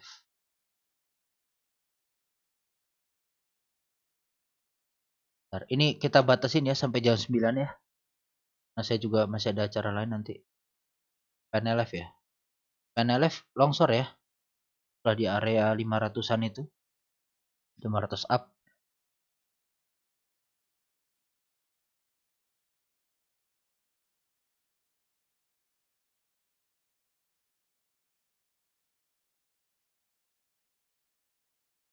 Ya, PNLF ini juga bisa dibilang udah nyentuh emang target penannya dia ya. Untuk target penannya dia ini kan up gini, eh ada resistennya di sini, dia break bisa ke sini dan ternyata drop. Nah, ini juga kemarin sempat naik ke sini dan ternyata drop lagi. Nah, jadi untuk PNLF ini sepertinya mau mau koreksi dulu. Ada YU, AK, AZ. Yang kemarin akum itu AZ. Yang akum PNLF siapa? AZ ya? Saya juga lupa. Oh ya, AZ. Nah, jadi AZ terakhir juga masih masuk ya. Masih masuk. Tapi ini 2,7 nih kayaknya dia juga ada yang jualan nih. Ini kan karena net ya, karena net. Nah, untuk si PNLF sendiri, ini dia terreject di area supportnya. Saya hapus dulu deh Fibonacci-nya. Ya, jadi dia terreject di area support sini. Terakhir ada yang akum, ada yang akum. Nah, volumenya oke. Ya, jadi mudah-mudahan besok paling nggak itu bisa tutupan setengah badan dari candle merah ini. Atau di atas 500 lah minimal. 515, 510 gitu. Nah, kalau dia tutupan di situ, nah itu potensi dia bisa lanjut naik. Ya, jadi ini karena dia udah naiknya kenceng. Ya, ini naiknya kenceng ya. Ini kan hitungannya dia belum istirahat. Ya, masih naik, masih naik. Nah, ini turunnya udah agak dalam distribusi. Nah, makanya ini juga candle pembalikan. Jadi kalau besok hijau bisa di atasan 510-an, ya 510-an paling enggak. Nah, ini dia candle yang tadi merah, pembalikan terus hijau. Nah, seperti ini harusnya dia masih bisa lanjut naik. Nah, tapi kalau dia merah besok, terus habis itu dia nanti jebol MA20, mending lepas dulu. Karena kalau dia sampai break di 455, untuk PNLF ini, dia bisa sampai, sorry, PNLF berarti berapa? 450 ya, 450 ya dia bisa balik lagi sampai ke 400-an. Ya, jadi untuk PNLF seperti itu Pak. Kalau paling enggak dia bertahan di sinilah. Di saat ini ya, kondisi saat ini paling enggak dia harus bisa bertahan di atas. Kenapa di sini ya ada reasonnya. Satu, ini saat dia mau jebol ketahan ya. Terus dia udah jebol ketahan lagi tapi breakout. Nah, ini hari ini juga terakhir dia ketahan di sini. Ya, ini bisa dibilang dia base-nya dia. Jadi selama di atas 480 PNLF masih bisa oke lah. Itu ya untuk PNLF. Terus apalagi? Arko. Arko nih no komen lah. Di saham-saham. Kalau boleh tahu nih, kenapa pada suka saham gorengan ya? Alasannya apa? Pada suka saham gorengan. Hmm.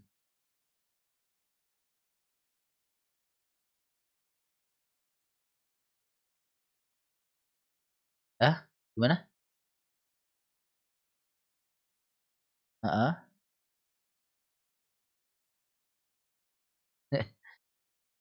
Ya, tapi kan maksud saya gini. Eh kadang ya gini ya. Kita masuk ke dunia saham itu apa dulu? Untuk berinvestasi atau untuk cari capital gain gitu ya, untuk growth, menggrowthkan uang kita lah. Ya memang betul. Kalau misalnya mau cepat itu ya saham gorengan. Tapi harus tahu juga ya, nggak bisa kalau saya pribadi sih ya. Kadang nggak bisa terlalu serakah juga lah. Ya Bapak Ibu kan juga tahu ya. Jadi kalau terkadang saya kasih apa tuh yang minyak-minyakan gitu ya hampir 80% lah berhasil kan. SMDM berapa kali SMDM itu ya, terus ASA segala macam, AMMS yang gagal terus tuh bandarnya juga memang gila. Nah itu bandar-bandar kayak gitu itu dijauhin kalau bisa tuh ya, karena saham gorengan yang lain pun masih banyak sebenarnya. Nah, itu saham kolesterol tinggi tuh. Nah, bentar untuk Arko dulu nih ya. Biar selesai ya nih, Mas. Nah, ini dia terakhir ada yang big akumulasi dengan volume cukup oke. Ya, volumenya Arko segini-segini ya kalau normal jadi cukup oke. Dan ini candlenya tanda salib ya doji. Kalau besok hijau berhasil di atas 730, ini menarik ya untuk Arko. Tapi ini juga dia masih punya atap. Yang dimana atap itu ya bisa jadi penghalangnya si Arko kan. Jadi harus hati-hati. Ya kalau dia nggak kuat di 4745 ini nembus atapnya sekalian. Karena kan kalau kita lihat makin geser ya makin ke sini kan. Kan kalau kita geser kan udah otomatis ganti hari. Nah 745 berdampingan sama ini ya ini bisa balik turun. Dia kemarin membal di MA20 ya untuk Arko jadi harusnya ke sini dulu bisa 745. Kalau turun ya bisa balik arah ini ya sahamnya. Ya setelah sideways mau mulai uptrend lagi, ini bisa juga ya karena ini view-nya habis sideways di sini. Dia jebol kan? Jebol retest. Nah, ini kalau ada teori juga sih saya jadi eh, sambil belajar-belajar lagi gitu ya. Jadi ini bahasanya itu buy on breakout buy on retest after breakout. Jadi beli saham saat retest setelah breakout. Nah, ini polanya persis seperti ini. Sideways break dia retest. Nah, ini harusnya bisa lanjut naik gitu ya. Jadi tapi kan itu teori. Tapi memang nggak ada salahnya kita ngikutin karena kita teknikal. Nah, jadi kalau misalnya emang mau masuk Arko antara 715 sampai 695, cut loss-nya di mana? Cut loss-nya di bawah 675. Karena ini MA 20-nya jangan sampai itu jebol. Gitu ya. Jadi ya 695 pun kalau dijebol udah bahaya sebenarnya karena ini resistannya dia, supportnya dia saat ini. Gitu. Jadi dia bisa masuk ke fase sideways. Ya untuk Arko ini sebenarnya masih oke lah. Dia bisa naik. Ya jadi dia uh, buy on retest after breakout. Ya bisa sideways terus breakout retest ya ini bagus. Ya untuk Arko. Lagi Pak Erlan. Pak, saya masih ada pertanyaan mengenai exit cut loss tadi. Kalau menurut saya, ini saya terkait dengan gitu.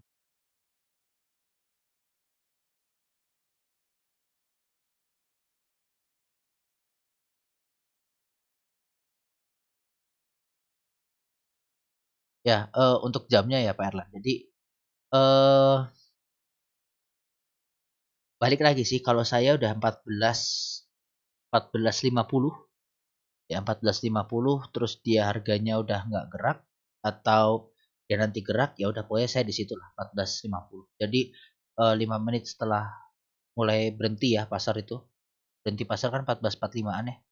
Nah, 5 menitan setelah itu pasar kelihatannya itu kadang masih bisa gerak ngeliatin apa bid overnya itu kadang masih gerak. Nah, itu yang dilihatin.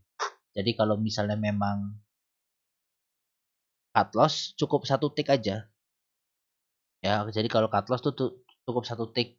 Jadi misalnya harganya 170 batas sorry gini, batas supportnya 100. Ya kita cut loss di bawah 100. Nah, terus dia ternyata 99 kan harganya. Ya mau nggak mau kita jual di 98 biar dapat. Jadi jatuhnya nanti 2 tick di bawahnya. Ya. Ya, jadi kalau cut loss nggak perlu jauh-jauh, Pak. Ntar yang dapatnya dapat 3 tick di bawahnya, dapat 97 nanti. Kecuali kalau kita mau beli sore jual pagi, kita AK berapapun otomatis dapatnya pas closing gitu kan. Ya, ya, cut loss cukup satu. Karena kalau cut loss otomatis pasti dapat. Karena gini, memang gini, bisa nggak dapat juga, tapi nggak perlu terlalu jauh lah, 2 tick tuh paling mentok. Tapi biasanya kalau cut loss tuh 2 tick ya dapatnya 2 tick itu biasanya ya. Karena kan nggak ngantri. Nah, kalau misalnya HK sore lebih itu, nah itu kan kita dapatnya misalnya mau beli kanannya udah 100. Oh ya kan? Kanannya yang belinya HK-nya udah 100. Nah, kita kan biasanya antri di 102, seberapa 103, dapatnya kan pasti 100 juga kan. Nah, itu kan karena biar paling nggak dapat barang setelah harganya itu biar dapat lah. Ya mau tinggi. Nah, kalau misalnya mau jualan haki ya satu atau 2 tik udah cukup. Nggak perlu yang sampai 3 tik jauh-jauh kayak gitu. Itu karena jarang jarang dia langsung ke banting drop banget itu kalau udah di bawah situ.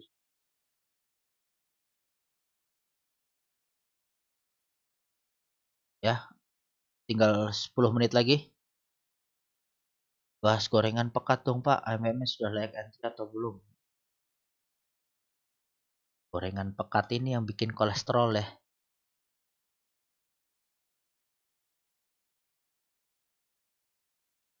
Nah, itu karena ya memang kadang sentimen-sentimennya itu yang selalu berganti-berganti dan nanti tiba-tiba muncul lah baru news ya kan, baru apa gitu. Nah, untuk AMMS sendiri, ini kalau kita ngomong secara teknikal ya, ini dia udah di area support banget 108. Itu juga bisa dibilang harga dia IPO. Ya, harga IPO-nya dia kan di sini nih, 108. Open ya. Dia udah harga IPO. Nah, ini kalau makanya kalau sampai dia nggak balik ini kebangetan sebenarnya. Paling nggak dia bisa ke 120 lagi atau paling nggak harus ke situ lah. Karena ini ada area resist di 120. Dan itu ya namanya eh, technical rebound aja secara technical. Tapi secara trend belum. Ya, jadi kayak gini. Drop, rebound, drop. Nah, ini jatuhnya orang nyebutnya dead cat bounce. Nah, kalau misalnya memang mau entry, lihat besok, Pak. Ya, kalau dia bangun ARB, ini kan ARB 10%. Nah, kalau kita tarik 10% lagi,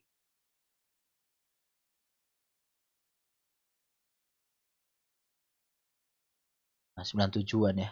97. Nah, terus dia nggak bangun di 97 ini, ya bahaya, bisa turun terus. Tapi kalau udah mulai bangun, ya coba aja entry. Paling nanti dia coba muji lagi naik. Karena kalau kita cek, misalnya dia ARB ya, terus habis itu mau balik arah, ya bisa aja ke 120 lagi. Gitu. Ya jadi kalau selama masih ARB, jangan buru-buru dibeli, kecuali dia bertahan satu tik naik gitu. Jadi ada rambutnya tipis. Nah itu berarti ada perlawanan. Minimal gitu. Kalau masih ARB, ya ini ARB, ARB, ARB. Maksa masuk terus ya susah.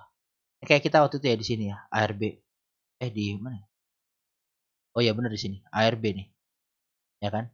Saya bikin plan ini di sini kan, bagi yang ikut MMS dan nyangkut besok SOS atau keluar kalau dia bangun.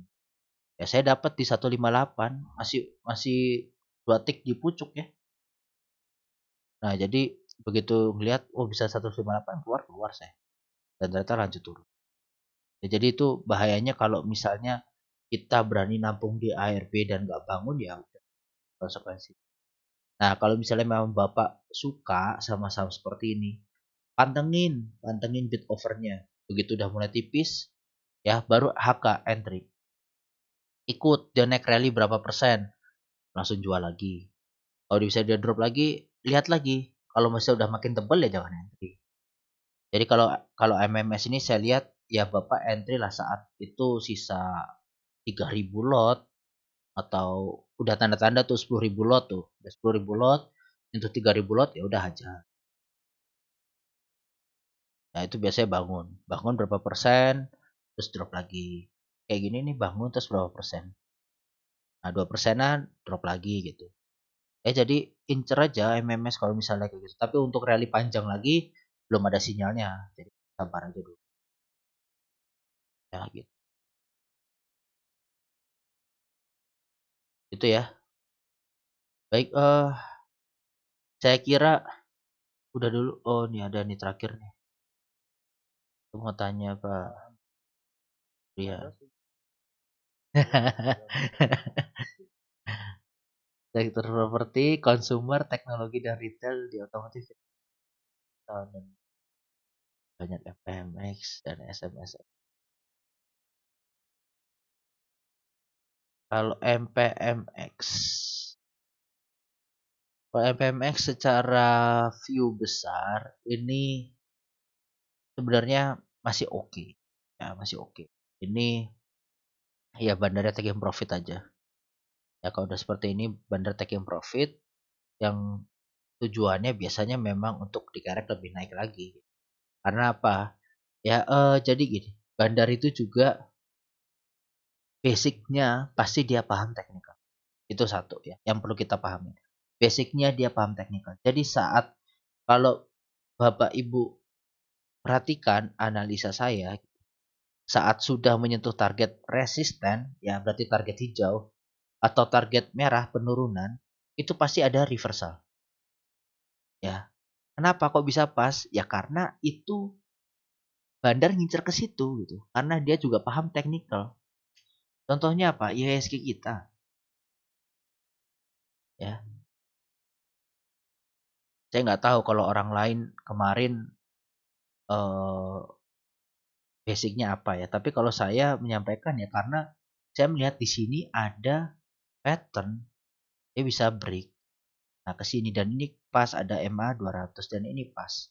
Ya sekarang gini, mungkin nggak sih sebatang candle ini tergerak suka-suka dia? Kan nggak mungkin. Tapi kenapa kok pas di MA 200 terus tiba-tiba menbal? Ya karena bandarnya. Ya karena bandarnya. Jadi bandarnya itu juga udah ngukur. Dah yuk kita turunin sampai sini deh. Ini ada pattern seperti ini segala macam ditargetin ke sini. Itu saya yakin seperti itu. Ya, saya yakin seperti itu. Dan jatuhnya apa? Itu nguji psikologis lagi. Ya, begitu sekarang gini, semakin banyak orang yang paham teknikal, maka target ke situ tuh akan semakin besar tercapai. Loh kok gitu Pak? Ya sekarang gini, begitu ada ini dari atas, dia ke bawah, double bottom, ya ini neckline saya sampaikan begitu break bisa ke sini. Nah, orang yang tahu technical, dia break paham nih, ya. Oh, bisa ke sini nih. Udah belilah di sini karena dia udah break. Nah, ini sabar gitu ya dan akhirnya tercapai. Nah, begitu tercapai udah bisa langsung longsor lagi. Karena apa? Ya, udah di area resist targetnya. Nah, jadi kalau gagal breakout itu kan jelek ya. Dan akhirnya ya false breakout. Nah, ini bahkan sampai ke area support lagi di 980. Nah, kalau mau entry sebenarnya untuk MPMX ya jangka panjang ini masih oke. Ya, jadi kalau untuk sampai akhir tahun segala macamnya MPMX, ASI, Auto itu masih oke lah. IMAS, IMJS harusnya masih oke. Nah, IMJS saja yang agak beda. Gak tahu kenapa ya. Ya, jadi karena apa? Ya, ini kan bentar lagi Oktober pertengahan LK3 keluar ya. LKQ3. Jadi itu alasannya kenapa mau window dressing itu saham pada terbang. Karena dari eh, orang analis atau ekonom itu ngeliat LQ3 dia terasa bisa melihat view-nya. Oh, dia growth-nya sekian persen dari Q1, Q2, Q3, growth-nya sekian persen dengan ekonomi global yang seperti ini yang menguntungkan bagi dia, ini harusnya dia bisa di LQQ4-nya growth ya atau cuannya lebih besar. Profit lah, profit perusahaannya lebih besar. Nah, itu berarti kan dari situ oh sahamnya dikerek naik nih. Oh, dia cuannya gede nih bagi dividen interim atau apa segala macam. Nah, itu ya. Jadi dari situlah window dressing. Nah, kadang dari window dressing itu kan kadang Q4 itu gak keluarnya pas di Desember, kadang di Januari awal gitu ya atau nanti Q4 baru annual report. Nah, annual report tuh bahkan mundur lagi. Nah, eee, dari situlah kenapa Januari pertengahan atau minggu ketiga tuh biasanya drop. Karena apa? Karena kadang nggak sesuai ekspektasi. Ya, yang tadinya dikira, oh dari kuartal 1 sampai kuartal 3 growth 5% misalnya ya. 5%. Oh, dengan pasar global yang seperti ini menguntungkan bisnisnya dia, harusnya bisa sampai labanya itu 10% lagi nambahnya misalnya. Ternyata nggak nyampe. Ya udah, akhirnya jualan. Nah, dan itu sebenarnya sekarang laba ya kalau kita pikir sebagai trader, apa sih fungsinya laba di suatu perusahaan itu meningkat atau enggak? Selain untuk dividennya, ya. Coba kalau dipikirkan apa? Apa manfaatnya buat kita trader? Kan nggak ada, ya. Dia mau di sini labanya misalnya 100 juta. Ya ntar kuartal ketiga labanya 120 juta, naik kan? Tapi dia nggak bagi dividen. Apa untungnya buat kita para trader? Kan nggak ada sebenarnya, ya. Jadi itu ya kalau ditelaah secara mendalam itu ya bahan gorengan sebenarnya. Bukan bukan bukan A, B, C, D gitu ya. Jadi kalau misalnya ngomongin fundamental secara mendalam sih, kalau saya pribadi ya paling enggak tujuannya itu biar, oh ini perusahaan nggak akan hilang. Udah gitu doang kalau saya. Kecuali kalau Bapak Ibu yang mungkin karena ada beberapa teman kantor saya yang memang main saham, dia nggak dimainin karena paling apa ya, eee dia percaya bahwa ya saham itu kayak kita paling nggak dapat sisa hasil. Ya berarti dividen. Udah dia ngincer itunya doang. Ya itu ada. Dan itu ya udah nggak bisa kita salahkan karena ya dia modelnya seperti itu, investasi dia. Ya dia bukan trader tapi investor. Jadi dia menginvest, tabung situ terus nggak ada masalah, beda-beda. Nah, kalau orang seperti itu bisa digunakan. Tapi kalau kita trader, ya berarti apa? Ya manfaatin itu karena lagi digoreng. Kita kan nyari capital gain ya. Toh sekarang labanya dia naik 200%, yang kita kejar apa? Kan capital gain ya, bukan dividennya. Jadi gak ada manfaatnya sebenarnya dia mau laba berapa persen. Jadi cumanya ya pasar oh jelek aja, ya udah digoreng lah sama bandar digituin segala macam. Lebih ke situ. Ya contohnya kayak Sido lah, kayak Sido. Dibanting sampai segitunya karena laporannya nggak sesuai ekspektasi loh. Ya karena nggak sesuai ekspektasi. Ya udah dibanting. Suka-suka bandar gitu. Ya, seperti itu ya Bapak Ibu semuanya. Kita cukupkan ya sudah berapa hampir 2 jam kita bersama. Jadi ini udah bulan Oktober. Nanti udah bulan Oktober yang harapannya ya bisa bisa lebih baik lagi ke depannya. Nanti mungkin topik akan saya coba batasin ya. Saya benar-benar evaluasi lagi coba. Dan kalau misalnya dilihat ini mungkin karena nanti saya upload ke YouTube ya dan mungkin ada yang mau nonton dan mendengarkan. Kenapa kelihatannya area TP1 itu tipis? Ya karena pasarnya lagi kayak gini. Mending kita cuan 2 sampai 3% daripada boncos, intinya kan gitu. Bapak Ibu udah ngerasain sendiri lah. Ya ngikutin sana sini nyari saham yang lagi up juga ya nggak apa-apa. Makanya manfaatin aja saham yang up itu 2-3% manfaatin. Dan kalau saya eh, jadi alasan saya ya salah satunya kenapa saya nggak buat grup ini berbayar satu karena saya nggak bisa menemani Bapak Ibu 24 jam. Ya, nggak bisa nemenin Bapak Ibu 24 jam. Yang dimana dalam artian ya Bapak Ibu udah ngeluarin duit masa saya nggak full. Ya, jadi saya juga mohon pengertiannya buat Bapak Ibu kalau siang saya nggak bisa full nemenin tapi mudah-mudahan kalau ada waktu saya bisa lihat HP ya kita bisa scalp tipis-tipis lah. Ya, seperti itu ya. Jadi mohon pengertiannya dan terima kasih lah buat Bapak Ibu semua. Pada on cam dong, mau di screenshot nih. Belum pernah ada foto bareng kita. Udah 3 kali. Wah, Pak Bian kemana Pak Bian? Ah, ini Pak Brian tuh yang nongkrong tuh. Oh, kirain dugem.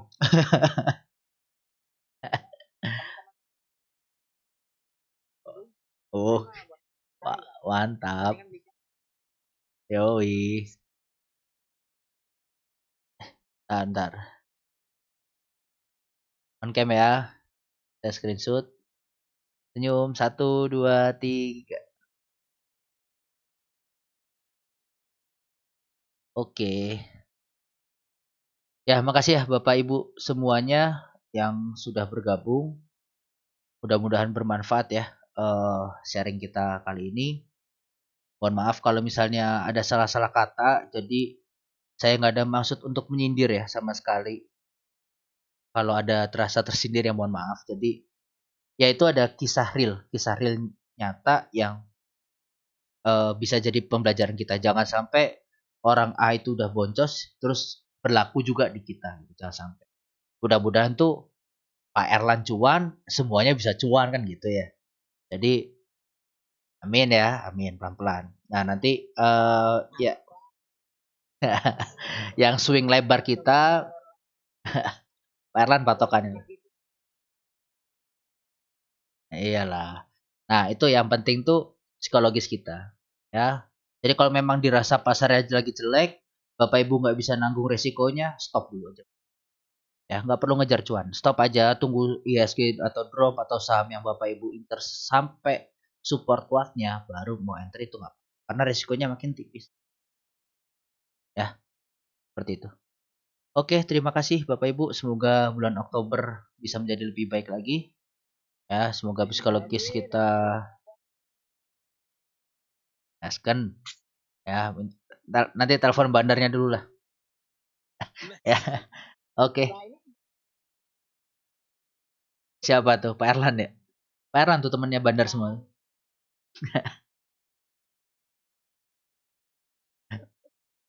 Oke, ya baik. Terima kasih Bapak Ibu ya. Oh iya dong, itu harus. Jadi gini ya, nggak apa-apa gini. Ya itu balik lagi nggak ada paksaan ya Bapak Ibu. Oh, ya. Jadi untuk kegiatan bersedekah itu ya tujuannya dari hasil cuan kita sisihkan lah sedikit untuk teman-teman yang lebih membutuhkan, kan mudah-mudahan berguna dan ya kan sesuai ajaran agama masing-masing lah ya. Ada bersedekah yang mudah-mudahan yang kita nggak mengharapkan sebenarnya kan, tapi ya jalan Tuhan kan kita nggak ada yang tahu gitu. Ya terima kasih ya Bapak Ibu udah ikut, nanti saya upload di YouTube. Semoga bermanfaat untuk acaranya. Saya stop sharing, stop